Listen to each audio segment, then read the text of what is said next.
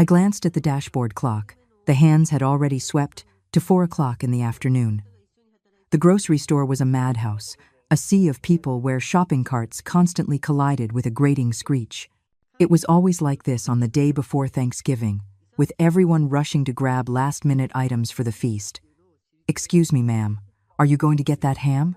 a young woman asked, peering into my cart. I looked down at the beautiful honey-glazed ham, its skin glistening perfectly. I had specifically chosen it for my son, David. It was his absolute favorite dish, the one he always said tasted 100 times better than any store-bought version. "This one's mine," I said, my voice soft but resolute, shifting the ham to a safer spot in my cart. The girl pouted and moved on. My cart was already piled high with groceries, a massive 20-pound turkey, symbolizing abundance and leftovers for days, high-quality bacon to wrap around asparagus bundles, fresh cranberries and oranges for my homemade sauce, and all the fixings for a classic green bean casserole. David, his wife Jessica, and my grandson Leo, plus me for a Thanksgiving dinner for 4. I figured I'd need at least 8 side dishes to make it feel truly special. While waiting in the long checkout line, I got the first call from my daughter-in-law, Jessica. "Helen, where are you?" Her voice crackled with impatience through the phone. "Still at the grocery store, just about to check out," I replied, cradling the phone between my shoulder and ear as I loaded items onto the conveyor belt. "What's taking so long?" Leo's friend's mom already posted pictures of their dinner on Facebook. "Everyone's eating already." Jessica's voice shot up an octave. "We're starving over here waiting for you," I frowned. "Who on earth eats Thanksgiving dinner at 4 in the afternoon? I promise I'll be home to start cooking by 6, I said. "Just hurry up," she snapped, and the line went dead. I sighed and continued bagging my groceries. Ever since my husband passed away 3 years ago, I had been in charge of the Thanksgiving meal. David had a demanding job at a downtown corporation, and Jessica was the type who had never lifted a finger in the kitchen. If I didn't cook, who would prepare this family meal? After finally paying, I pushed the 2 overflowing bags of groceries toward the parking lot. The cold November wind bit at my cheeks, but my heart was warm. I pictured my grandson Leo's happy face when he'd taste his grandma's special dishes, and my steps grew lighter. However, as soon as I pulled out of the parking lot, I hit a wall of traffic. A sea of red brake lights stretched as far as the eye could see. The radio host was giving an update. "An emergency traffic alert for all drivers. We have a multi-car pileup on the Stevenson Expressway, causing severe backups on all surrounding routes. Please seek an alternate route if possible." I glanced at my navigation app. Every road was a thick, angry red. I tried calling my son to let him know, but the line was busy. The clock now read 4:30, and a knot of anxiety began to form in my stomach. Just then, my phone rang. It was Jessica. "Helen, where in the world are you now?" Her voice was sharp and piercing. "I'm stuck in traffic. There was an accident up ahead," I explained. "I might be a little late." "A little late? How late?" Jessica was practically screaming. "Do you have any idea that we're all sitting here starving, waiting for you to cook? David has a sensitive stomach. He can't go this long without eating." "What kind of a mother are you?" My grip tightened on the steering wheel. "There's nothing I can do about the traffic," I started to say, but she had already hung up. I took a deep breath, telling myself not to get upset with the younger generation. Jessica was a city girl, used to getting her way. She could be blunt, but I told myself her heart was in the right place. Over the next hour and a half, my phone rang 15 times. Each call was from Jessica, her tone growing more vicious with each one. "Are you doing this on purpose? Why are you dragging your feet, you old woman? You've completely ruined Thanksgiving. How did David end up with a mother like you?" My heart grew colder with each insult. When the 15th call came through, I heard David's voice on the other end. It wasn't a voice of comfort, but one of accusation. "Mom, do you have any idea the whole family is starving waiting for you?" Jessica's about to burst into tears. "Can't you have a little consideration for us?" In that moment, I felt something inside me snap. I said nothing and just ended the call. Ahead of me, the traffic finally began to inch forward, but I didn't continue in the direction of my son's house. At the next fork in the road, I flipped on my turn signal, turned the wheel, and headed in the complete opposite direction toward my old hometown of Maple Creek. Outside my car window, dusk was settling in, and a few stray snowflakes began to fall. The radio played cheerful holiday songs, a stark contrast to the storm brewing in my heart. I turned it off. In the silence, memories came flooding back. 30 years ago, on a snowy night just like this one, David's father had collapsed from a sudden brain aneurysm right outside his office. David was only 8 years old at the time, and I was just 38. I became a widow overnight. My in-laws said I was bad luck, and my own family urged me to remarry, but I gritted my teeth and raised David on my own. I remember those years, working rotating shifts at the local factory, then coming home to do sewing and mending jobs on the side. To save enough money for David's education, I didn't buy a single new piece of clothing for 5 years. The year he was studying for his SATs, I survived on 4 hours of sleep a night for 3 months straight, just so I could afford to pay for his prep courses. Eventually, David got into a big state university, landed a job at a major firm, married a girl from the city, and bought a big house. I thought my hard work had finally paid off. I offered to move in with them to help with the baby and the housework. But my stay turned me into their unpaid maid. Jessica ordered me around. David turned a blind eye, and even my grandson Leo learned to shout at his grandmother. The snow on the windshield grew heavier, blurring my vision.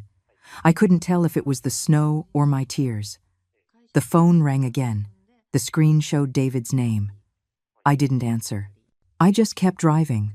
I had been driving for years, but for the first time, the steering wheel felt both incredibly heavy and incredibly firm in my hands. My hometown, Maple Creek, was a 2-hour drive from the city. By the time I reached the town entrance, the streets were decorated with festive lights, and the sound of firecrackers popped in the distance. I parked in front of my old home, the 2-story house my husband and I had built when we got married, which had been empty for years. I stood before it, looking at the peeling paint on the front door and the faded holiday wreath still hanging there, and I suddenly laughed. I couldn't tell you how much bitterness, how much resolve, and how much relief was in that laugh. I pulled out a key I hadn't used in years, took a deep breath, and pushed open the door to my old home. As the door creaked open, I knew my life was about to have a new beginning, too. The snow fell harder, the tires making a soft, crunching sound as they rolled over the accumulating powder. I turned up the heat in the car, but it couldn't dispel the chill that was rising from the bottom of my heart. My cell phone buzzed incessantly on the passenger seat, the word David on the screen stinging my eyes. For the first time in 30 years, I didn't answer his call. The voice of the traffic reporter came from the radio. The backup on the Stevenson Expressway has now lasted for 3 hours. We advise all drivers to. I reached out and shut the radio off. The car was instantly filled with only the sound of tires on snow and my own breathing. The scenery outside the window gradually changed from towering city skyscrapers to the open fields of the countryside. In the curtain of snow, the occasional streetlights flickered like pale yellow moons, reminding me of that snowy night 30 years ago that changed my life forever. David was only 8 then. His father, on his way home after his holiday shift, had collapsed in the snow from a brain aneurysm. By the time I got the call and rushed to the hospital, his body was already cold. I remember standing at the door of the morgue, clutching David's small hand so tightly, feeling the whole world spin around me. "Mommy?" 8-year-old David had said, looking up at me. His little jacket was still damp from the snowman he'd been building in the yard. I knelt and hugged him, smelling the scent of melted snowflakes in his hair. "David," I had said, "from now on it's just the two of us." The memory fell around me, as thick and fast as the snow outside. During those years, I worked shifts at the factory, and David always had a key hanging around his neck. Sometimes, I'd come home from a night shift to find him curled up asleep by the front door, tear tracks still on his small face. My neighbor, Carol, would always say, "Helen, you're working yourself to the bone and the boy is suffering too. Why don't you?" Why don't I what? Remarry? Send David to live with his grandparents? I never considered those options. David was my son, and I was his mother. That was enough. The phone rang again. This time, the caller ID showed it was my grandson, Leo. My heart softened for a moment. My finger hovered over the answer button, But in the end, I put the phone down. 10-year-old Leo was innocent in all this, but tonight I needed some time. Time that was just for me. The GPS showed I was still 40 kilometers from Maple Creek. I knew this road so well I could have driven it with my eyes closed. When I was younger, I used to bring David back to Maple Creek every month to visit his grandparents. After they passed away, I rarely came back. The old house just sat empty, with a neighbor checking on it from time to time. The car hit a pothole, and the jolt shook me out of my memories. In the rearview mirror, I saw the glint of tears in my eyes. I wiped my face and took a deep breath. After all these years, I thought I had forgotten how to cry. I remember the day David left for college. I took him to the train station in Chicago.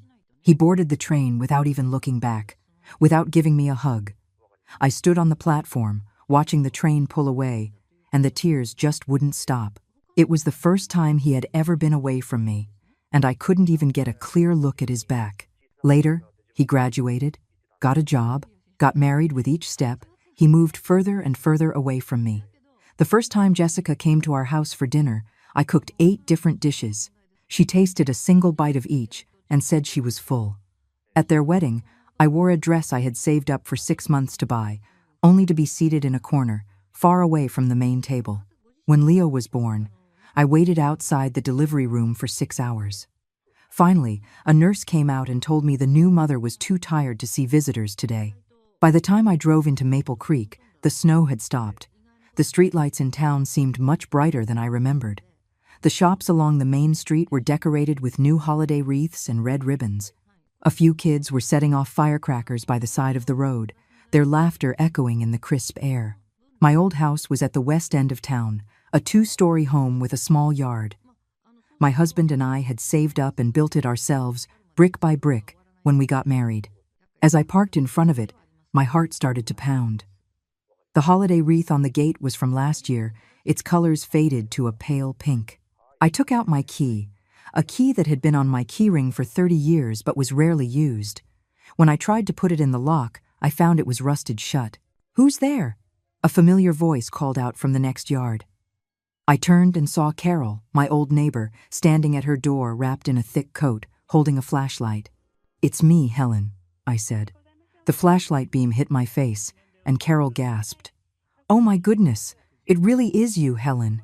What on earth are you doing here on Thanksgiving?"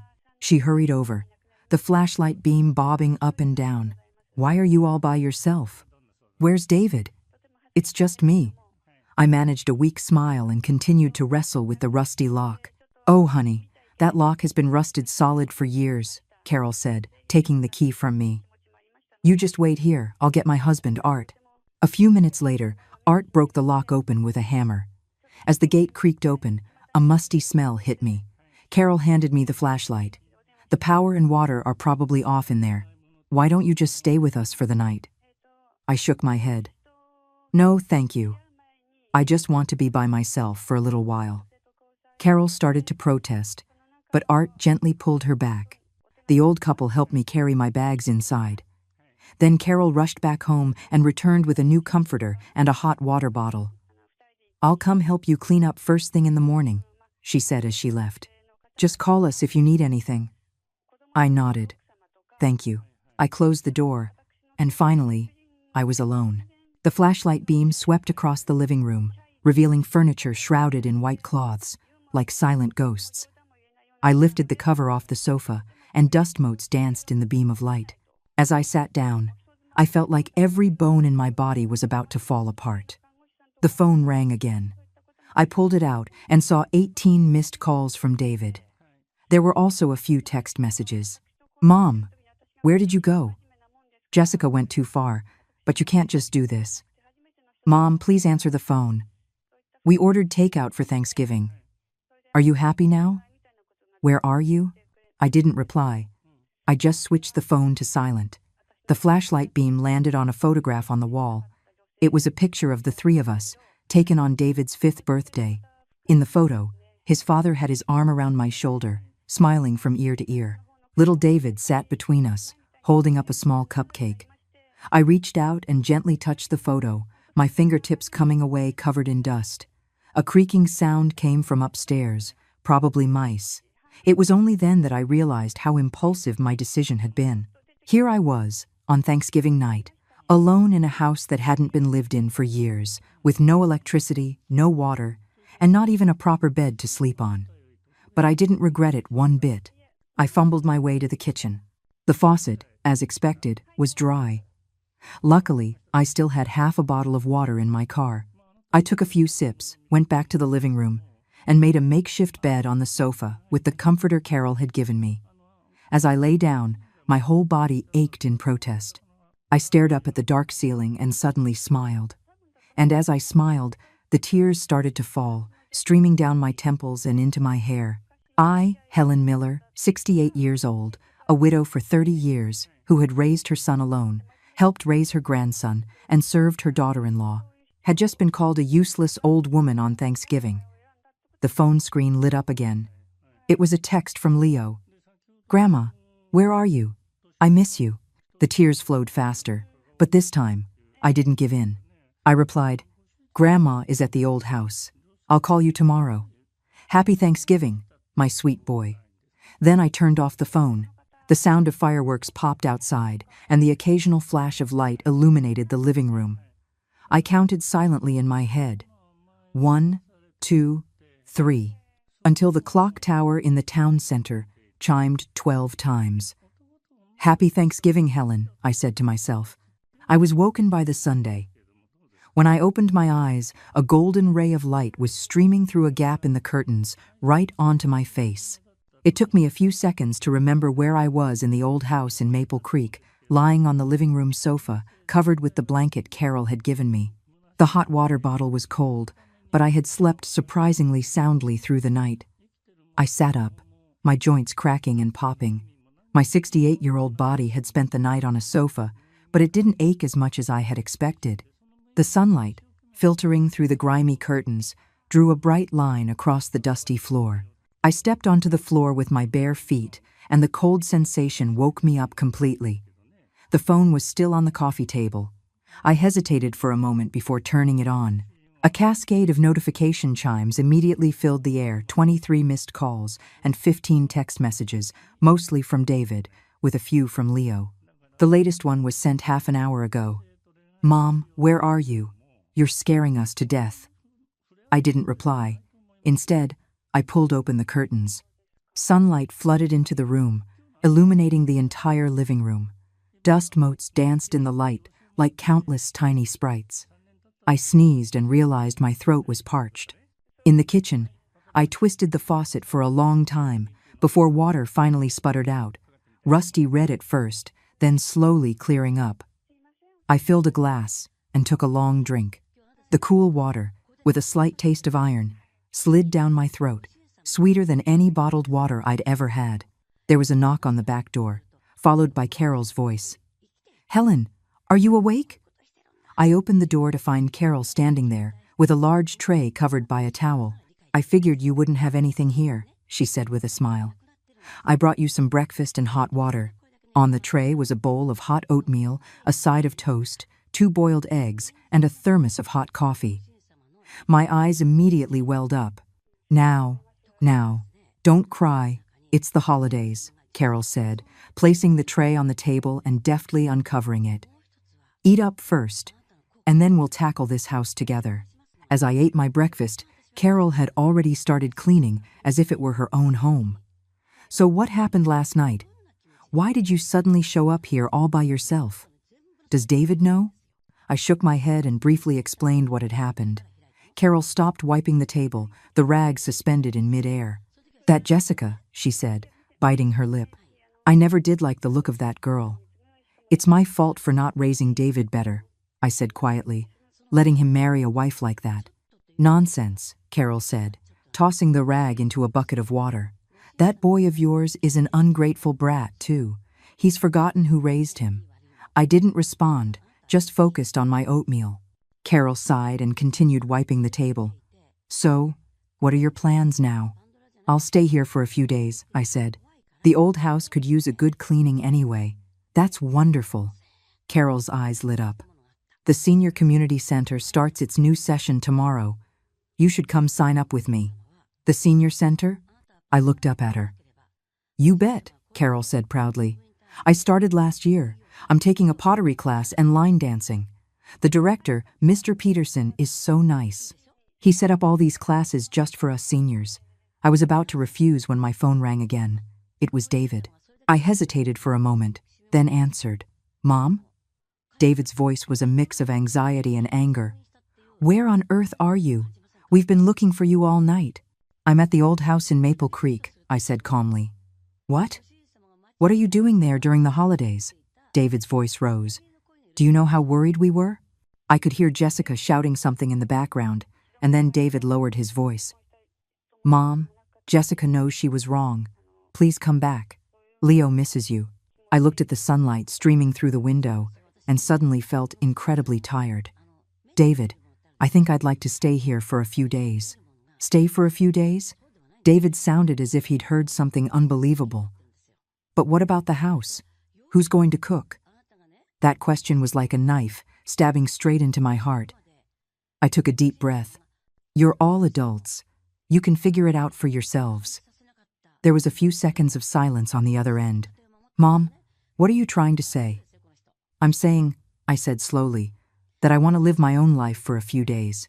David said something else, but I wasn't really listening. Carol was beside me, making frantic gestures and pointing at an imaginary watch on her wrist, signaling me to ignore him. Mom, just calm down. David's tone softened. I'll drive down this afternoon to get you. We can talk about this in person. There's no need, I said. I want to be alone for a while. Then I hung up. Carol gave me a thumbs up. Atta girl. I gave a bitter smile and continued with my breakfast. The oatmeal was a little cold now, but it was still delicious. After breakfast, Carol helped me clean the house. Although the old place had been empty for years, the foundation was still solid. Art called someone to get the power and water turned back on, and even fixed the heating. By noon, the living room and my bedroom were looking brand new. I'll go get you some groceries and things this afternoon, Carol said. You get some rest. After she left, I went upstairs to my old bedroom. The bed was still there. All it needed was a clean set of sheets. I opened the closet and found a few of my old clothes and some of David's father's. I took out one of his old shirts and buried my face in it, taking a deep breath. I could still smell the faint scent of his pipe tobacco. Tears welled up in my eyes again. After all these years, I thought I had forgotten his scent. I heard the sound of a car engine downstairs. I went to the window and saw a familiar black SUV parked outside. It was David's car. The doors opened, and David, Jessica, and Leo all got out. Jessica was holding a fruit basket, a strained smile plastered on her face. My heart began to beat faster, my fingers unconsciously clutching the old shirt. Should I go down? Should I forgive them? Should I go back to being their tireless, uncomplaining maid? The sun shone on David's head, and I was surprised to see he already had some gray hairs. When was the last time I had looked at him this closely? It must have been his birthday last year. I had made his favorite braised short ribs, but he didn't get home from work until after 9, and the food had gone cold. I put down the shirt and slowly walked downstairs. Before opening the door, I took a deep breath and checked my reflection in the peephole. The door opened, and David's face was a mask of relief. Mom, Jessica managed to smile. Mom, I was wrong yesterday. Please don't be angry. Leo rushed forward and hugged my waist. Grandma, I missed you. I stroked Leo's head and looked at my son and daughter-in-law. I suddenly knew exactly what I wanted. Come in, I said. We need to talk. Mom, this house is so old. It can't be comfortable to live here, David said, looking around with a frown so deep it could hold water. Jessica placed the fruit basket on the freshly wiped coffee table, her eyes darting toward the kitchen. Mom, you don't even have a refrigerator here. How are you going to eat? I didn't answer, just pulled Leo onto the sofa next to me. Leo, happy Thanksgiving, I said, pulling a crisp $50 bill I had prepared from my pocket. Thanks, Grandma. Leo happily took the money, but Jessica snatched it away from him. Mom, you shouldn't have, Jessica said with a fake smile. You're living here all alone. You'll need the money. I watched Leo's happy face fall, and a sharp pain went through my heart. That's for Leo, I said calmly. He's my grandson. What's wrong with me giving him a little holiday money? Jessica's smile froze on her face. Reluctantly, she handed the bill back to Leo. David cleared his throat. Mom, we're here to take you home. It's a holiday. A family should be together. Not so fast, I said. I want to stay in my old home for a while. For a while? Jessica's voice shot up. Then what about us at home? I looked up at her. The three of you are perfectly capable adults. Can't you cook for yourselves? Jessica's face changed instantly. Mom, what's that supposed to mean? We're so busy with work. I'm 68 years old, I interrupted her. I'm older than both of you, but I can still take care of myself. David knelt down and took my hand. Mom, was it something Jessica said yesterday that hurt you? She didn't mean it. I looked into my son's eyes and felt like I was looking at a stranger. Was this still the same little boy who wrote in his school essay that his mom was the greatest person in the world? David, I said softly, do you remember when you had that high fever when you were 10? David paused. Why are you bringing that up now? You had a fever of 104. The doctor said if we'd been any later, it could have been life-threatening, I continued. I was working overtime at the factory that day. A neighbor had to call the workshop to find me. I rode my bicycle to the hospital so fast that I fell 3 times on the way. David's gaze flickered. Mom. At the hospital, the nurse said you needed to be admitted for observation, but there were no beds left. My voice was calm, as if I were telling someone else's story. I got on my knees and begged the doctor. They finally set up a temporary bed for you in the hallway. I sat on a hard plastic chair and watched over you for 3 days and 3 nights until your fever broke. The living room was eerily quiet. Leo stared at me with wide eyes. Jessica fidgeted uncomfortably with her purse strap. David's eyes were red. Mom, I remember. No, you don't remember, I said, shaking my head. If you remembered, you wouldn't have let your wife speak to me that way. Jessica suddenly stood up. Mom, my attitude was bad yesterday, and I apologize. But you can't just leave like that. David was so worried about you. I looked at my daughter-in-law's perfectly shaped eyebrows and bright red lipstick and suddenly felt exhausted. Jessica, for the past 10 years, I've cooked for you, cleaned the house, and picked up Leo from school every single day. Have you ever once said thank you? Jessica opened her mouth, but no words came out. Mom, we're family, David interjected. We don't need to say thank you. Family, I nodded. So that means I deserve to be called a useless old woman. David's face changed. Did she really say that? He turned to glare at his wife. Jessica's face turned beet red. I was just angry. Enough, I said, standing up. You should go. I want to stay here for a while. I need some peace and quiet. Mom, David said, panicking. You can't do this.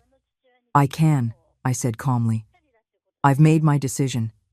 David wanted to say more, but Leo suddenly tugged on his pants. Daddy, Grandma's tired. The child's words silenced everyone. Finally, David relented. All right, Mom. You stay here for a few days. Call us if you need anything. He paused. We'll come see you again tomorrow. After they left, I let out a long sigh and collapsed onto the sofa. Carol was right. It was time for me to live for myself for a few years. That afternoon, Carol returned with bags and bags of supplies, towels, a toothbrush, slippers, and even a small electric rice cooker. Use this for now, she said. I'll take you to the farmer's market tomorrow, and we can get you some more things. The next morning, Carol came knocking on my door, full of excitement. Get up, get up. I'm taking you to meet Mr. Peterson. She dragged me to the town's senior community center. It was a 3-story building that used to be the town's elementary school. After the school moved, it was converted into a center for seniors. Mr. Peterson was a slim man in his early 60s with reading glasses, who spoke slowly but methodically. Mrs. Miller, welcome, welcome, he said, warmly shaking my hand. Carol has told me so much about you. I felt a little embarrassed. I don't really know how to do anything. Oh, that's what we're here for, to learn, Mr. Peterson said with a smile. We have pottery classes, painting, line dancing, and even a workshop on how to use a smartphone.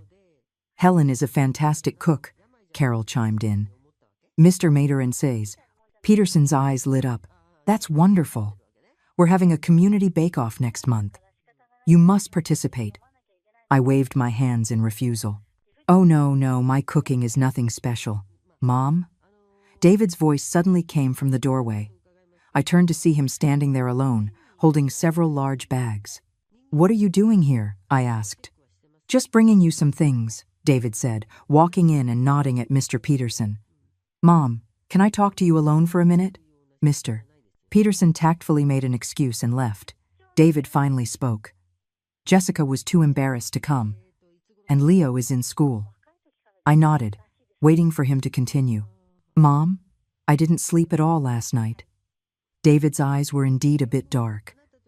I've been thinking a lot. And I'm so sorry. I didn't say anything. After you left, I realized just how much you do for us, David said, looking down. The groceries in the fridge, you bought all of them. Leo's homework, you checked it every night. Even my shirts, you ironed them. I sighed. David, that's not what I want to hear. Then what do you want? David looked up, his eyes filled with confusion. Tell me, and I'll do it. I looked at my son's bewildered face and suddenly understood. He had no idea what I wanted. For 30 years, I had taken such good care of him that he never realized his mother was a person with her own thoughts and needs outside of just being mom. David, I said softly, I don't want anything. I just want to be Helen Miller for a few days, not just David's mom. David was stunned, clearly not understanding what I meant. You should go home for now, I said. I'm fine here, really? David hesitated, but finally nodded. All right, take care of yourself, Mom. Call me if you need anything. Watching him leave, my heart felt a mix of sorrow and relief. Carol reappeared out of nowhere. Come on, I'll introduce you to your classmates. She led me into a classroom where a dozen or so seniors were practicing pottery. A woman with curly hair and a brightly colored sweater greeted us warmly. You must be the Helen that Carol's been telling us about. Come, sit. This is Brenda, Carol introduced, the life of the party at our senior center. Brenda giggled. Oh, stop it, you. She pulled me down into a seat.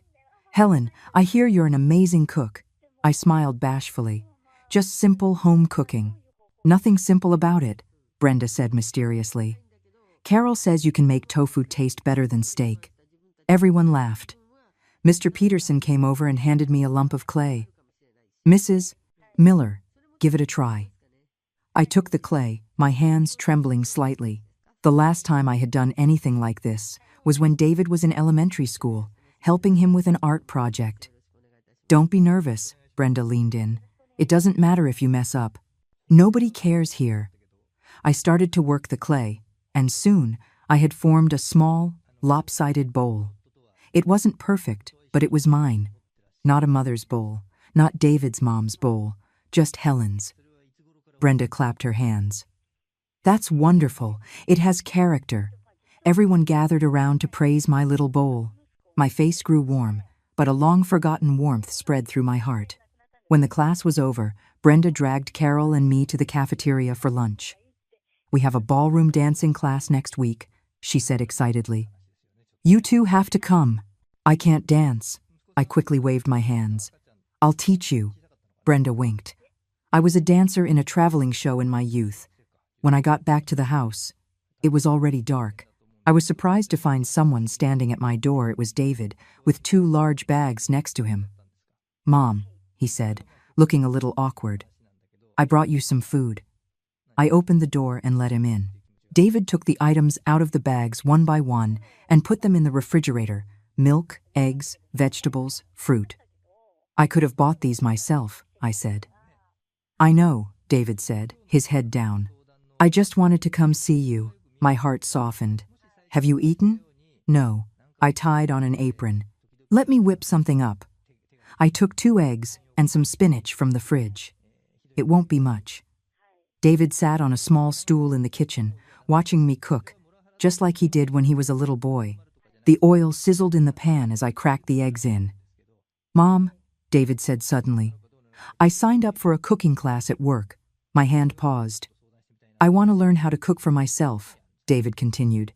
I can't always depend on you. I didn't say anything, just scooped the scrambled eggs onto a plate. Jessica, she's really sorry, David said cautiously. She just has a quick temper. David, I interrupted him. I don't want to talk about this. David obediently shut his mouth and ate his food. As he was leaving, he hesitated. Mom, do you still love us? The question hit me like a hammer. I stepped forward and hugged my son, my child, the boy I had raised with my own 2 hands. Silly boy, I whispered. A mother's love is forever. David's shoulders relaxed. Then, I'll bring Leo to see you this weekend. I nodded. Okay. After David left, I sat on the sofa, replaying the day's events in my head, the pottery class, Brenda, the ballroom dancing, and David's question. I took out my phone and sent a message to Carol. Sign me up for that ballroom dancing class next week. No, your wrist needs to be like this. Brenda grabbed my wrist and gently twisted it. Yes, that's it. Now, follow the rhythm. In the senior center's activity room, a dozen couples were ballroom dancing. I was being spun around and around by Brenda, feeling dizzy but strangely exhilarated. I can't. I need a break, I said, panting as I stopped. Just a little rest, Brenda said, still full of energy. Helen, you're out of shape. You need to exercise more. I collapsed into a chair and took a sip of water, watching the other seniors dance gracefully. A month ago, I never would have imagined myself here, learning to dance. Carol was having a great time, dancing with Mr. Peterson. They moved together perfectly, like they had been partners for years. Did you sign up for the community bake-off? Brenda asked, leaning in. I shook my head. My skills aren't good enough for a competition. Oh, don't be so modest, Brenda said, giving me a playful shove. Carol said your pot roast could make a man weep. Her exaggeration made me laugh. It's not that good. That settles it, Brenda said decisively. I'm signing you up. Before I could protest, she had already dashed off to find Mr. Peterson. I shook my head with a helpless smile, but a small part of me felt a flicker of excitement. Maybe it was time to let others taste my cooking. When I got home after class, I found David and Leo waiting at my door. Leo was holding a drawing. Grandma, look what I drew. It's you. In the drawing, I was wearing an apron and cooking at the stove. The lines were crooked, but I could tell he had put his heart into it. My eyes grew warm. It's beautiful, David said sheepishly. Leo insisted on coming today. I hope we're not bothering you. Of course not, I said, stroking Leo's head. Come on in. Grandma will make you something delicious. David offered to help in the kitchen. I watched him clumsily trying to slice potatoes. Some pieces were as thick as his fingers, others as thin as a needle. I couldn't help but laugh. Here, let me do it. No, David insisted. Let me try. Leo sat on a small stool by the kitchen door, eating an apple and watching us. The sunlight streamed through the window. The oil sizzled in the pan, and for a moment, I felt like I had gone back in time to when David was a little boy, just the 2 of us against the world. Mom, David said suddenly, Jessica is working late today. She wanted me to say hello for her. My hands paused. Okay, she actually misses you a lot, David said cautiously. The house is a mess without you. I didn't respond.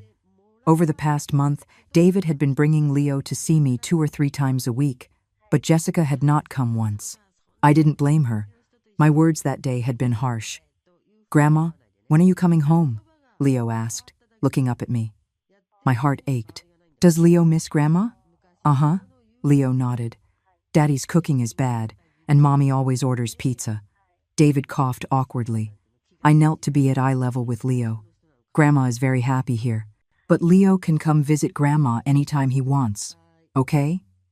Leo nodded, though he didn't fully understand. During dinner, David said hesitantly, Mom, that bake-off. Can I come and watch? I looked up in surprise. How did you know about that? Brenda told me, David smiled. She added me on Facebook. She said I had to come see your skills for myself. That Brenda, I thought, half amused, half exasperated.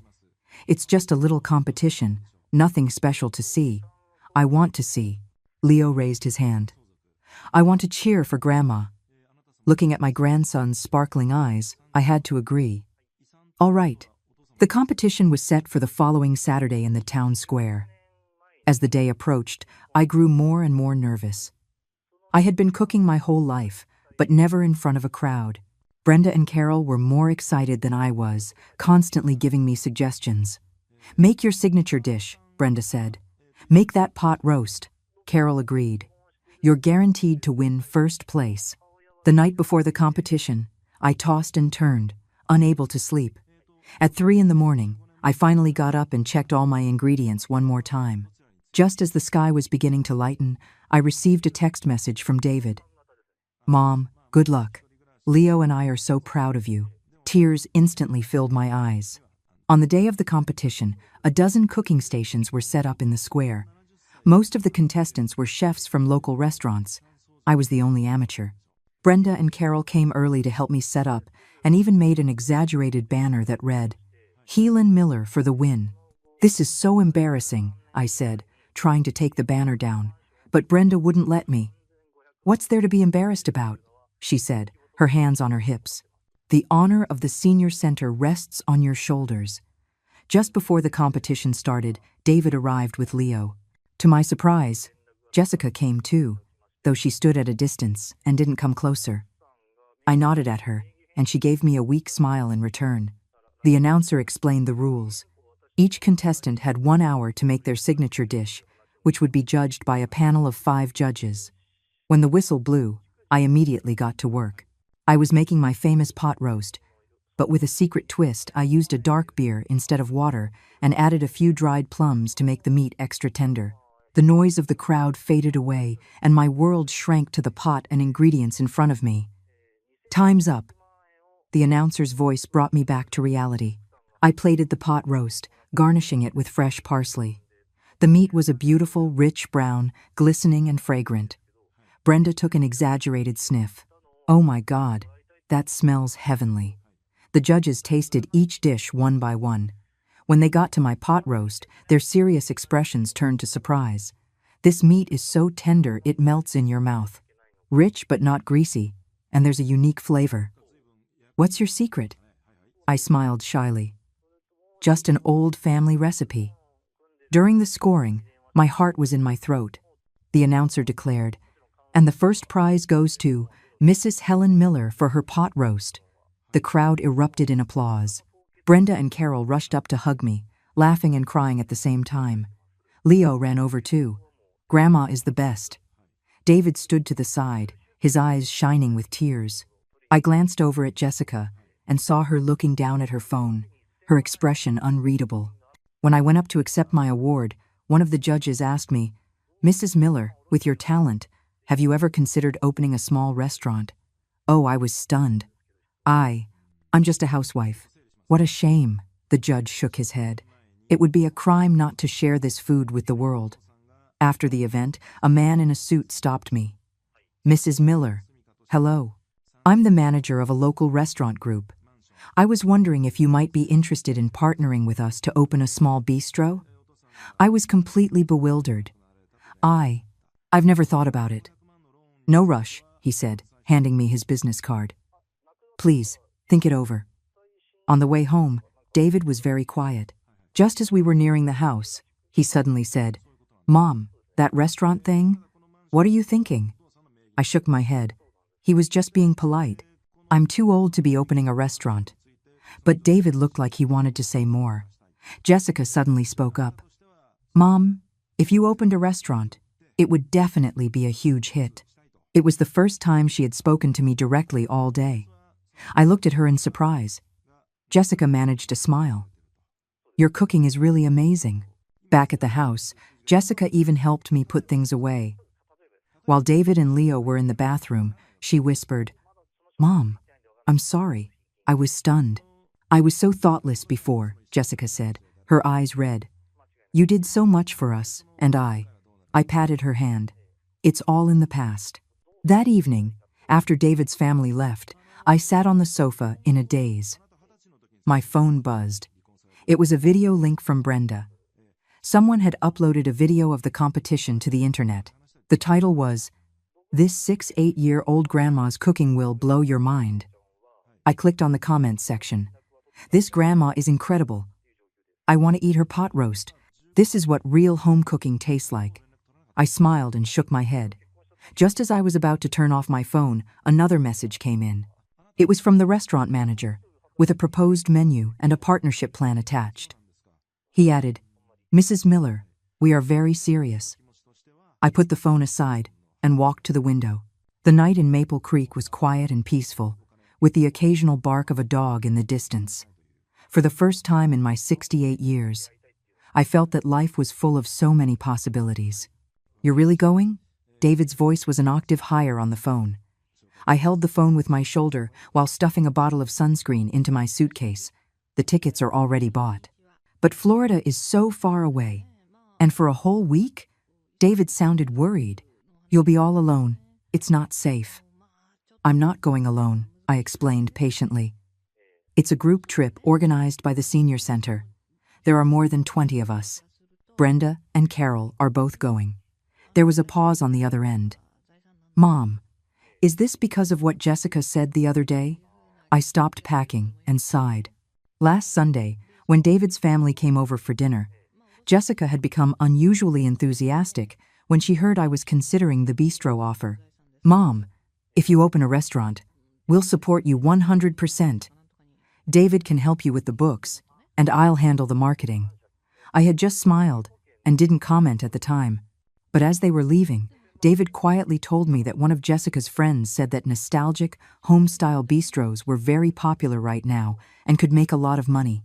"David," I said, tucking the sunscreen into my toiletries bag, "I'm going on this trip because I want to go. I'm 68 years old, and I've never seen the ocean. But my flight is about to board. I have to go," I said, even though my flight wasn't until the next morning. I hung up. The phone screen was still lit up with a message from Brenda. "Don't forget your swimsuit." A swimsuit? I shook my head. At my age? But there it was, lying in my suitcase, a new one-piece swimsuit, navy blue with a little skirt, the kind Brenda had insisted I buy at the new clothing store in town. "Helen, you have fair skin. Blue will look great on you," she had said, holding it up against me, ignoring my protests. I put the phone aside and continued checking my luggage. Sunscreen, sun hat, clothes, daily medications, and a brand new notebook. It was a gift from Mr. Peterson, who told me to write down my travel experiences. Outside, the early summer sun shone down on the small yard of my old house. A month ago, I was still debating whether to accept the restaurant owner's offer, and now I was going to Florida. Sometimes, life takes turns that are completely unexpected. The doorbell rang. It was Brenda, wearing an outrageously wide-brimmed straw hat, looking like she was ready to hit the beach that very second. "Are you all packed?" She breezed in, inspecting my suitcase. "Got the swimsuit? Got the sunscreen?" "Yes and yes," I laughed, pointing them out to her. Brenda nodded in satisfaction, then lowered her voice. "I heard your daughter-in-law wasn't too happy about you going on this trip." I shrugged. "She thinks it's too far." Brenda rolled her eyes. "She doesn't think it's too far when she goes on business trips overseas, does she?" Her comment made me laugh. Brenda patted my shoulder. "Helen, at our age, we should do whatever we want to do. See you at the airport tomorrow." After Brenda left, I sent a text to David. "Leaving for my trip tomorrow. My phone will be off for a few days, don't worry." He replied almost instantly. "Mom, be safe. Please send me a message every day to let me know you're okay." I didn't reply, just sighed softly. Since the bake-off, David's attitude toward me had subtly changed. He was no longer taking me for granted. There was a new carefulness in his voice, which was both gratifying and a little sad. The next morning, Art drove Carol and me to the airport. Brenda was already waiting for us in the departure lounge, surrounded by a group of our classmates from the senior center, all chattering like excited schoolchildren. "Helen," she waved at me from a distance. "Over here. I saved you a window seat." As the plane took off, I gripped the armrests, my heart pounding. It was my first time flying. When the plane banked and climbed into the sky, everything on the ground quickly shrank, and I felt a strange sense of liberation, as if all my troubles and worries had been left behind on the ground. Beautiful, isn't it? Brenda leaned over, pointing at the sea of clouds outside the window. I nodded, speechless. The sun shone through the small window, warm and bright on my face. 3 hours later, we landed in Sarasota. A wave of heat hit us, carrying the salty smell of the sea. We checked into a hotel not far from the beach. I was rooming with Brenda. Quick, change into your swimsuit, Brenda said, already shedding her clothes as soon as we got into the room. Let's go dip our toes in the water before the sun sets. I hesitated for a moment, then took out the blue swimsuit. After putting it on, I looked at myself in the bathroom mirror for a long time, my sagging arms, my wrinkled neck, and all the marks left by childbirth and a life of hard work. I sighed and put on a cover-up. Oh, what are you covering up for? Brenda pulled off my cover-up. You look great. She dragged me to the beach. The sun was setting, casting a golden glow on the water. There weren't many people on the sand. A few kids were building sandcastles, and in the distance, some young people were playing beach volleyball. I walked barefoot on the soft sand, the warmth spreading from my feet throughout my body. The waves gently lapped at my ankles. Come on, let's go a little deeper, Brenda said, pulling me into the water. The water slowly rose past my knees, and the bottom of my swimsuit got wet, clinging to my skin. A slightly larger wave came, and I stumbled. Brenda quickly steadied me. See? She asked. I didn't answer because I realized I was laughing so hard I couldn't stop. How long had it been since I had done something like this? Playing in the water like a child, without a care in the world. You crazy old lady. Brenda laughed too, splashing water at me. We played until the sun had completely set.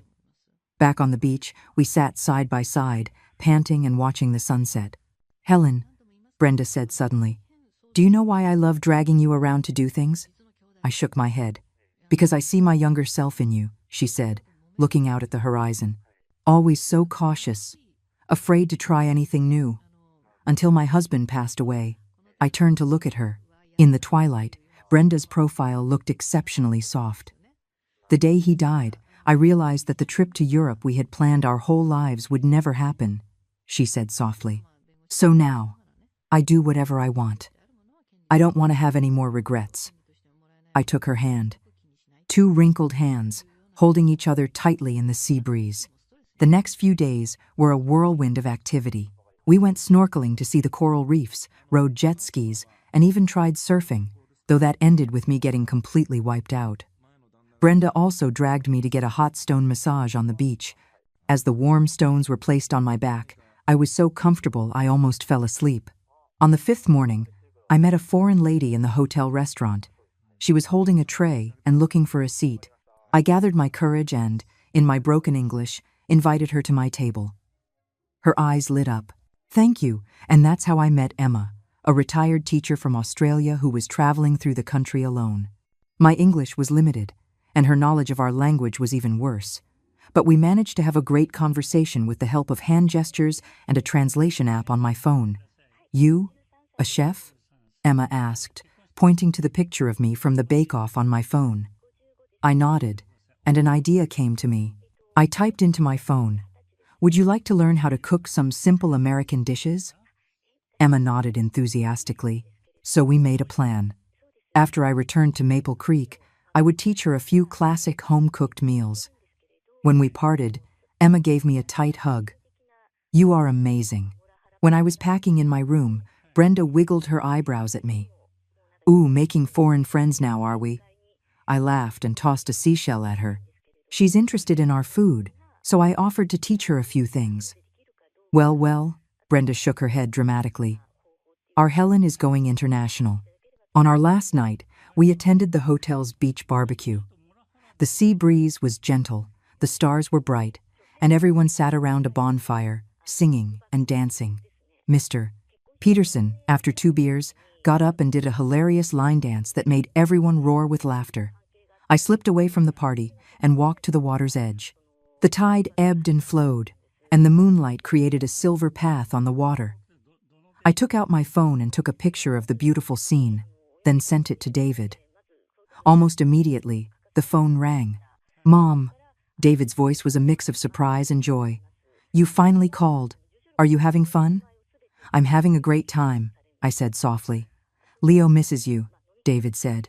We all miss you."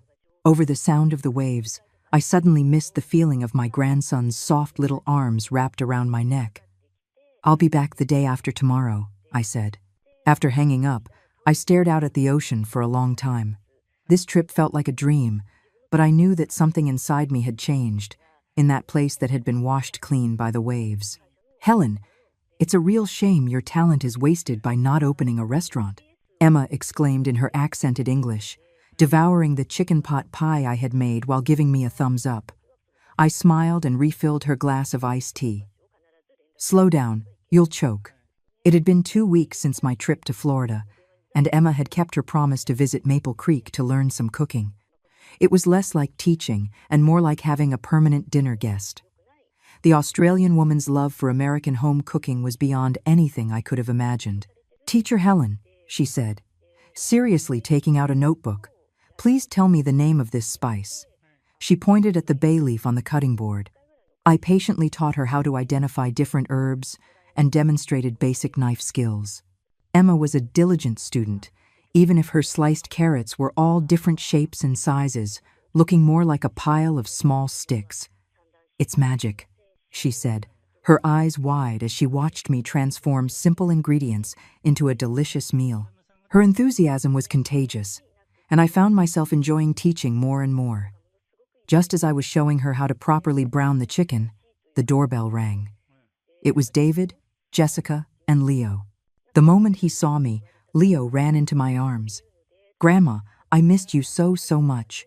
I hugged my grandson and kissed his cheek, then looked up to see David and Jessica standing at the door, their hands full of shopping bags. "Mom," David smiled, "we came to visit." Jessica's face was also wreathed in smiles. "Mom, I heard you have a friend visiting from overseas. We brought some fruit." I stepped aside to let them in. Emma greeted them warmly. "Hello, I am Emma." David stumbled through a greeting in English, while Jessica just kept complimenting Emma on her language skills.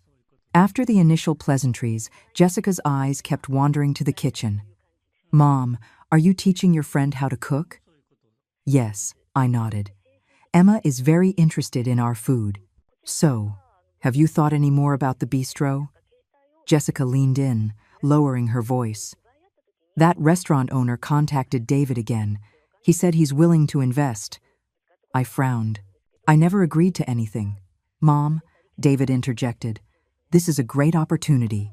Your talent is too good to waste." Emma curiously asked what we were talking about. After I briefly explained, she clapped her hands excitedly. "Open a restaurant. Wonderful idea. I can be the first customer." Leo also started jumping up and down. "Grandma is opening a restaurant. I'm going to eat there every day." Looking at the hopeful faces all around me, I started to reconsider. Maybe I could really do it. That night, after everyone had left, I sat in my yard, lost in thought. The moonlight bathed the old brick patio in a silvery glow. I thought about the ocean in Florida, about the look of delight on Emma's face when she tasted my food, and about the pride in Leo's voice when he talked about his grandma opening a restaurant. My phone buzzed. It was a message from Brenda. "I heard you're opening a restaurant. That's fantastic. I'll be your first waitress." I smiled and shook my head, replying, "Haven't decided yet." The next morning, Mr. Peterson himself came to visit. "Helen," he said, rubbing his hands together, "I heard you're considering opening a bistro." I poured him a cup of tea. News travels fast. The senior center could invest. Mr. Peterson said excitedly, "With your skills, it would be a huge success." I laughed, amused. "You've got to be kidding me." "I'm serious," Mr. Peterson said, putting down his teacup. "The senior center has been looking for a way to generate some income to fund more activities for our members. If you're willing, we could help you convert the ground floor of your house into a dining room. You provide the culinary expertise, and we split the profits." I was stunned. I had never expected such a concrete proposal. "Think about it," Mr. Peterson said, getting up to leave, no rush. After he left, I walked around my house. The two-story building's ground floor was already a living room and kitchen. It could indeed be converted into a dining space. I could even put a few tables in the yard. Dining under the grape arbor in the summer would be lovely. As I was thinking, the doorbell rang again. It was a stranger, a woman in her early 30s with a weary face, holding the hand of a 4 or 5-year-old girl. "Hello," she asked timidly. "Are you hiring?" I was confused. "No, but..." She showed me her phone. On the screen was a forwarded message. "Maple Creek Old House Bistro now hiring kitchen help. Good pay." I immediately knew who was responsible. Brenda. She must have been spreading the news that I was opening a restaurant. "Come in and sit down," I sighed, letting them in. "What's your name?" "My name is Sarah," the woman said softly. "And this is my daughter Lily. We just moved back here from out of state. It's been hard to find a job." As she spoke, the little girl clutched her mother's dress, looking at me with big, shy eyes. My heart softened. "Have you eaten?" Sarah shook her head. I went to the kitchen and quickly brought out 2 steaming bowls of chicken noodle soup. Watching the mother and daughter eat so hungrily, I made a decision. "Sarah, if you don't mind, you can start by helping me out here. The restaurant isn't open yet, but..." Sarah's eyes filled with tears. Thank you so much." And just like that, Helen's Kitchen was unofficially born. The very next day, Mr. Peterson arrived with a construction crew to start renovating the house. Brenda appointed herself as the marketing director and started handing out flyers all over town. Emma extended her visa, claiming she needed to stay on as an international consultant. Even Carol came over to help with peeling vegetables. What surprised me the most was the attitude of David and Jessica. When they heard I was really opening the restaurant, they started coming over to help almost every weekend. Jessica even offered to help me design the menu and set the prices. I could see the calculation in her eyes. She was interested in the profits, but I no longer cared. Every morning, as the sun streamed into my kitchen, I would look at the fresh ingredients on my cutting board, smell the fragrant aromas from my pots and pans, and listen to the rhythmic sound of Sarah's chopping and Lily's laughter, and I would feel that my life was full of hope. On our first day of business, we only served 5 tables, all classmates from the senior center, but their reviews were glowing. The next day, we had 10 tables. The day after, 20. A week later, we had to start taking reservations. "Helen!" Brenda burst into the kitchen. "The local TV station wants to interview you." I was busy cooking and didn't even look up. "Stop joking." "I'm serious," she said, waving her phone. "That video from the bake-off went viral. It has hundreds of thousands of views." I finally looked up. My spatula paused in mid-air. "What?" Sure enough, that afternoon, a reporter and a cameraman from the local news station showed up. I was so nervous my hands were shaking, and I almost burned the sweet and sour ribs. "Helen," the young female reporter asked, "what does it feel like to start a new business at your age?" I looked at the camera and suddenly thought of the ocean in Florida, of that moment of clarity I had while standing on the beach. "Age is just a number," I heard myself say. "If you want to do something, it's never too late to start." After the interview aired, my little bistro became a local sensation. We were booked solid for the next 3 months, and people were even driving in from the state capital to eat here. Mr. Peterson was overjoyed, as the senior center's bank account was growing every day. However, as the business boomed, David and Jessica started visiting more frequently. Jessica would casually bring up expanding the business, opening a second location. David would always find an excuse to look at the account books. One rainy afternoon, when the restaurant was quiet, I was in the kitchen experimenting with a new recipe when I heard arguing from the front yard. Mom would never agree to that. It was David's voice. "Are you stupid?" Jessica's voice was sharp. "Do you know how much this old house is worth? If we could get it rezoned for commercial use?" I froze, the cookbook in my hands falling to the floor. "Keep your voice down," David hissed. "This has to be done slowly." "Slowly? What's there to be slow about?" Jessica sneered.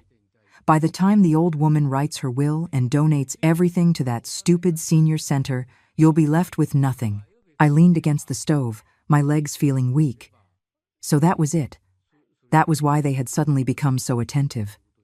Mom wouldn't do that, David said, though he didn't sound confident. I'm her son. Son? Jessica's voice was full of scorn. Look at you now, hovering around that old woman like a puppy dog. You're just after her money, same as me. After a moment of silence, David said quietly, just stop it. She'll leave it all to us eventually. I'm her only child. I couldn't listen anymore. I pushed open the door and walked out. When David and Jessica saw me, their faces went pale. Mom, when did you? David stammered. I looked at him, my son, the child I had raised with my own 2 hands, and he suddenly felt like a stranger. I heard everything, I said calmly. Jessica's face went from red to white, and then she seemed to give up all pretense. Mom, we're just thinking of you. You're getting old, you should be relaxing. If you let David manage the restaurant and the house, wouldn't your life be easier? I shook my head and walked into my study. From the back of a drawer, I took out an envelope. Inside was the will I had quietly drawn up last month. 70% of the proceeds from the house and the bistro would be donated to the senior center, and the remaining 30% would go into an education fund for Leo. I walked back into the living room with the envelope. David and Jessica were still standing there. David, I said, taking a deep breath, this is my will. I was planning on giving it to you in a few years. David took the envelope, his hand trembling slightly. When he saw the contents, his face turned ashen. Mom, you can't. You old fool. Jessica snatched the will from him, and after a quick glance, she shrieked, Are you crazy? Giving the family's money to strangers. This is my decision, I said calmly. Jessica lunged at me, grabbing my shoulders and shaking me. You won't get away with this. We'll get a lawyer to overturn it. You're senile. That's enough. David pulled Jessica away. Are you out of your mind? Jessica shoved him off, pointing a finger at my face. You useless old woman. You just wait. She slammed the door on her way out. David stood there, clutching the will, tears suddenly streaming down his face. Mom, I'm so sorry. I didn't say anything. I just turned and walked back to the kitchen. The soup on the stove was still simmering. I mechanically picked up a ladle and stirred, my tears falling one by one into the pot. Helen, you need a good lawyer. Brenda placed a folder in front of me. My cousin recommended this guy. He specializes in inheritance disputes. I rubbed my temples. I had barely slept since the argument last week. David called me every day, sometimes to apologize, sometimes to explain, and sometimes just to listen to my breathing in silence. Thank you, I said, opening the folder. But what I'm more worried about right now is them claiming I'm mentally incompetent, Brenda said, getting straight to the point. I nodded. Jessica's threat was not an empty one. If we went to court, and they could prove I was legally incompetent, my will would be overturned. Don't worry, Brenda patted my hand. Mister, Peterson has already contacted the head of neurology at the city hospital. You have a full evaluation tomorrow. We'll get a medical certificate first. I squeezed her hand gratefully. Since the incident, my friends from the senior center had been my rock. Carol came over every day to cook for me, Mister. Peterson was running around contacting lawyers, and Brenda had barely left my side, afraid I would do something drastic. The doorbell rang. Brenda went to get it, and I heard her surprised voice. Leo? What? I quickly got up and saw my grandson standing at the door, his backpack on, his eyes red. Grandma? The moment he saw me, he ran into my arms, burying his face in my stomach. Mommy and Daddy were fighting. I was so scared. I held him tight, my heart aching. It's okay, sweetie. It's okay now. Grandma's here. Leo looked up, his eyes watery. Grandma, are you really going to give the house to other people? I wiped his tears. Not to other people, honey. To the senior center, so more grandpas and grandmas can have a happy place to go. But can I still come here? Of course you can. I kissed his forehead. This is Grandma's house, and it will always be your house too. Leo seemed relieved and leaned against me, playing with his toys. I quietly sent a text to David. Leo is with me. Half an hour later, David rushed over. He looked exhausted, with stubble on his chin and a wrinkled shirt. Mom, he said, standing at the door, unable to find the right words.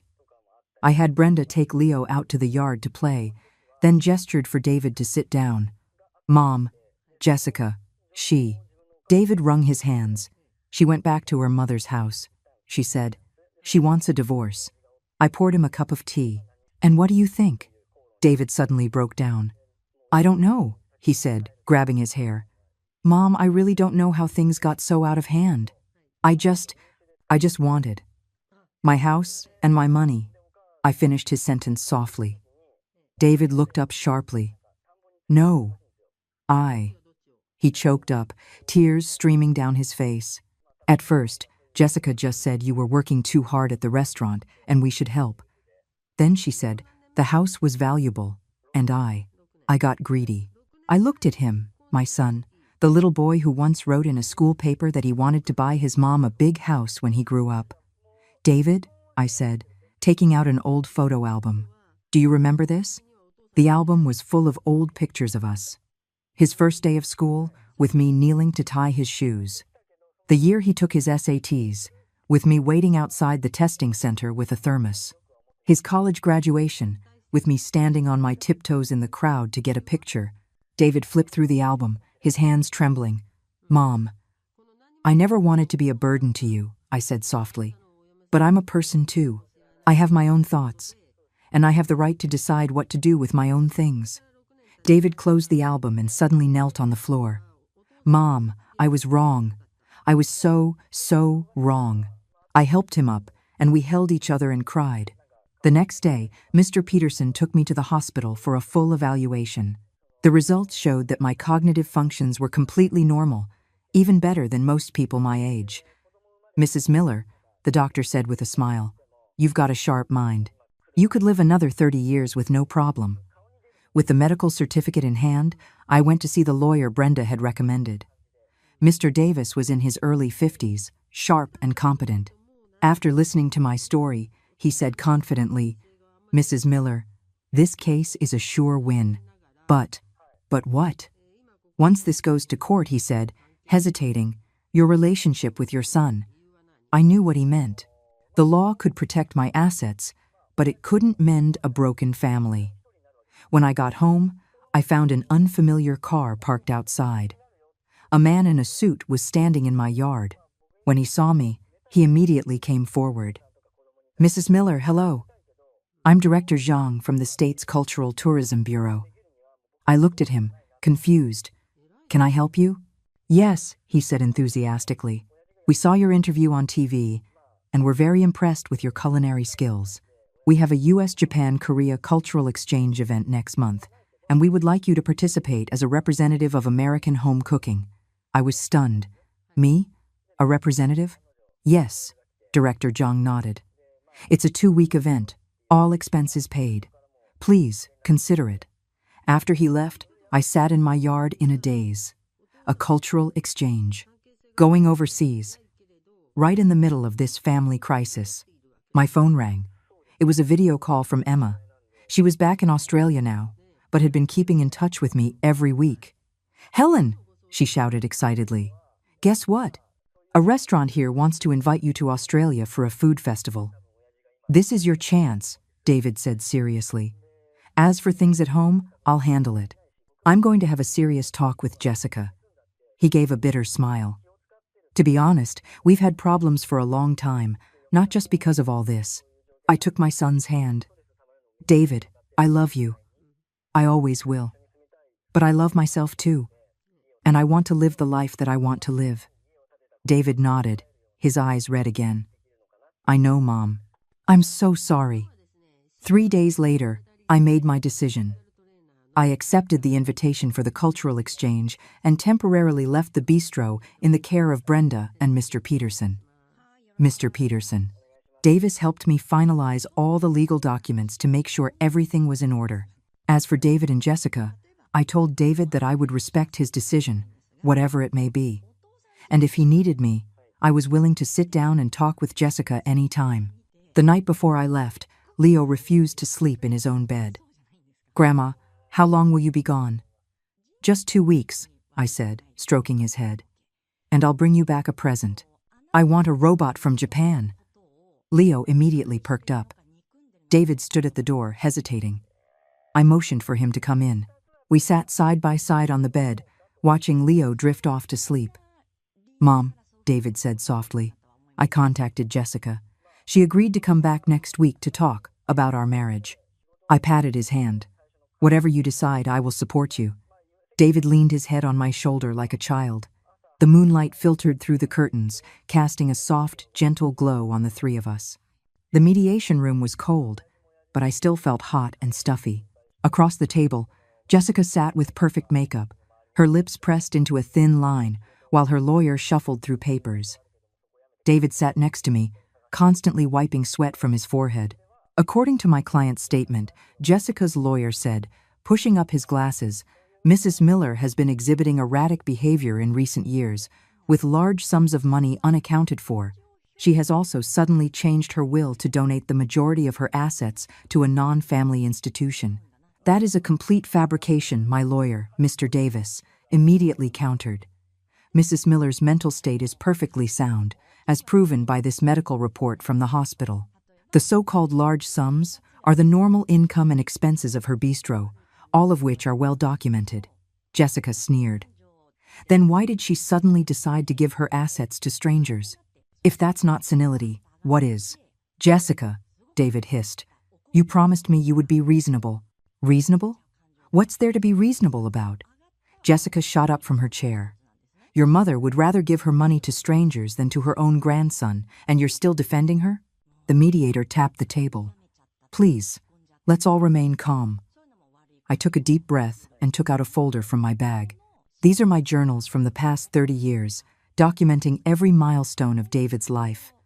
I then took out my phone, and these are the recordings of all my phone conversations with my son and daughter-in-law for the past 2 years. David looked at me in shock. Mom, you? I started recording our conversations after the first time Jessica called me a useless old woman. I said calmly. I think a judge would be very interested in listening to these. Jessica's face went pale. Her lawyer started flipping through the documents with increasing urgency, his expression growing more and more grim. Furthermore, I continued, regarding the flow of funds David mentioned, I also made some discoveries. I turned to my son. David, do you remember opening a bank account in my name last year? David's eyes darted around. That was to make it easier to transfer money to you. Is that so? I produced a bank statement.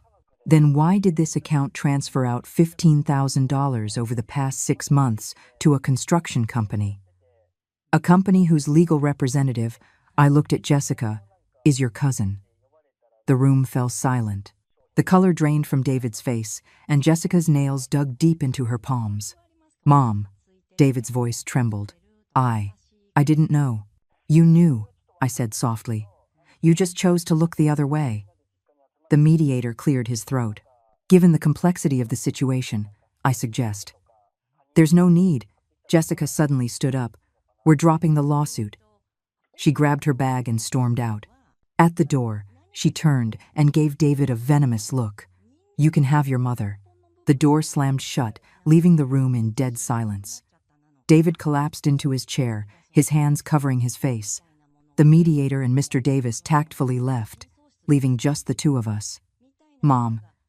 David's voice came from behind his hands. I'm sorry. I really didn't know about the money. David. I pulled his hands away from his face, forcing him to look at me. I don't blame you for wanting money. I blame you for being too cowardly to ask me for it, choosing instead to sneak around behind my back. Large tears rolled down David's cheeks. I was afraid you wouldn't give it to me. If you had just talked to me, told me you needed money for a business venture or for Leo's tutoring, would I have said no? I wiped his tears. But you and Jessica, you played good cop, bad cop, and treated me like a fool. David suddenly fell to his knees, hugging my legs and sobbing. Mom, I was wrong. I really know I was wrong now.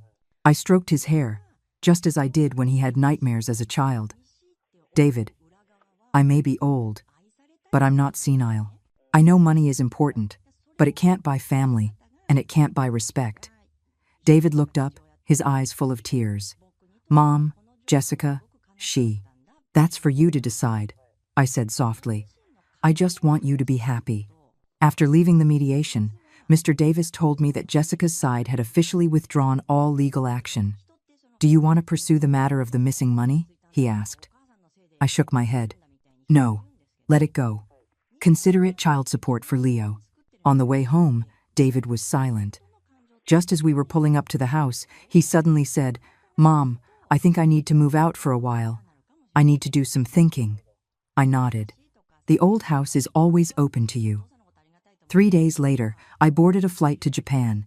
Brenda, Carol, Mr. Peterson, and a whole group from the senior center came to see me off, making a cheerful, bustling crowd. David came too, with Leo. Leo kept reminding me, Don't forget my toy robot. Grandma, you have to take lots of pictures. I will, I promised, kissing his cheek. David helped me with my luggage, looking like he wanted to say something. Just before I boarded, he suddenly hugged me. Mom, have a safe trip. I'll take care of everything here. I'll be waiting for you when you get back. I patted his back and said nothing. Some paths, he had to walk himself. Some lessons, he had to learn on his own. As the plane climbed into the sky, I looked out the window at the shrinking city below and suddenly thought of myself 30 years ago, standing on that train platform, watching David leave for college. Back then, I thought there was nothing more painful than being separated from my child. Now, I understand that physical distance has nothing to do with the closeness of the heart. The flight attendant brought me a drink. I took a sip and looked at the itinerary for the cultural exchange.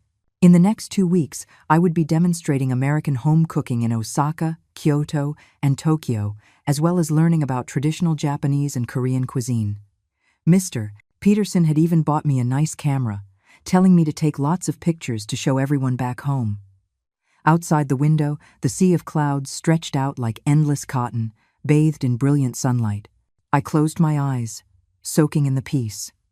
Whatever lay ahead, at least in this moment, I was free. I was my own person. I was Helen. A year later, on Thanksgiving, the yard of my old house was filled with lights and laughter. More than 20 seniors from the community who would have otherwise been alone sat around a long table, a grand Thanksgiving feast spread before them. Helen, this turkey is the best I've ever had, 80-year-old Mr. Liu said, giving me a thumbs up. Have some more, I said, giving him another slice of breast meat. There's plenty for everyone today. In the kitchen, David was clumsily chopping cucumbers, with Leo acting as his supervisor.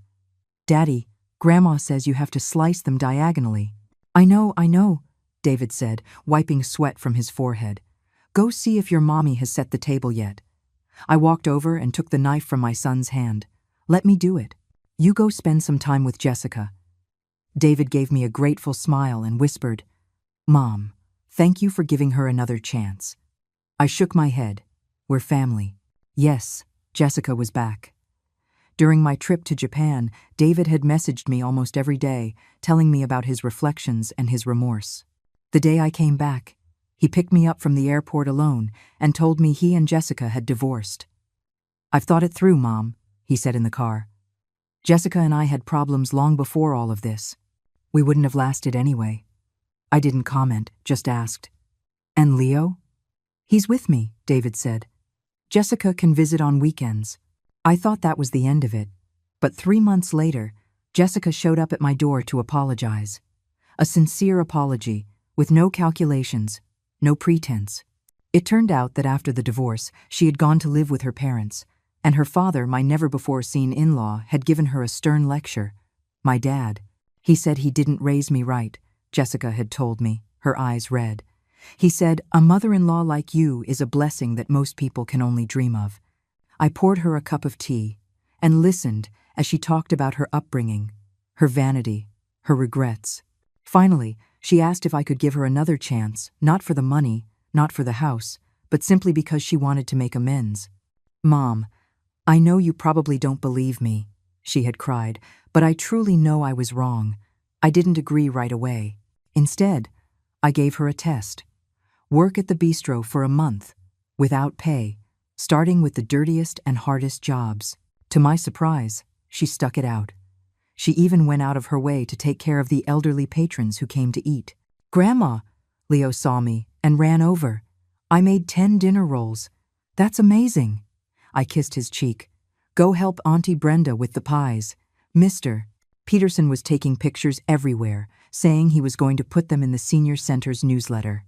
Carol and Art were holding hands in a corner, like a young couple. Emma was even there. She now came to visit for a month every year, saying she needed to recharge. Helen, she called out in her charmingly accented English. This stuffing, it is magic. I smiled and went over to show her how to mix it. She was a diligent student, even if her technique was a bit clumsy. Halfway through dinner, the town mayor stood up to give a speech. I'd like to thank Helen Miller and her family for their care for the lonely seniors in our community this past year. Not only has Helen's Kitchen provided a free weekly lunch for our seniors, but she has also organized this wonderful Thanksgiving dinner for everyone. Everyone applauded loudly. David lowered his head in embarrassment, while Jessica blushed and tried to hide behind me. I stood up and raised my teacup. It's my pleasure. We seniors have to look out for each other. After dinner, everyone gathered around the TV to watch the holiday specials. Leo was so tired he was nodding off, but he insisted on staying up. Jessica held him in her arms, humming softly. David sat next to me, refilling my tea from time to time. Mom, David whispered during a commercial break, I got a promotion. Really? I looked at him, surprised. Why didn't you say so sooner? I wanted to surprise you, David smiled shyly. Project director. It came with a nice raise. I patted his hand. That's wonderful. I'm so proud of you, and… David hesitated. Jessica and I were thinking of getting remarried. I looked over at Jessica. She was gently stroking a sleeping Leo, her expression much softer than before, without the sharp edges of the past. As long as you've both thought it through, I said softly. You have my blessing. As the clock struck midnight, everyone stood up to wish each other a happy new year in spirit, even if it was Thanksgiving. Leo woke up with a start, jumping up and down and asking for his holiday gift. I had prepared a small gift for everyone, including Emma and Brenda. Grandma, Leo whispered in my ear, when I grow up, I want to be like you and help people. I held him tight, my eyes welling up. All the trials and tribulations of the past year, the arguments, the tears, the confrontations, it was all worth it for this one moment. Outside, fireworks lit up the night sky, illuminating the yard of the old house and every happy face within it. David and Jessica stood on either side of me. Leo was in my arms, and my friends were all around me. This was my family, my life, the fulfillment that my own choices had brought me. At 69 years old, Helen Miller had finally found her own perfect happiness.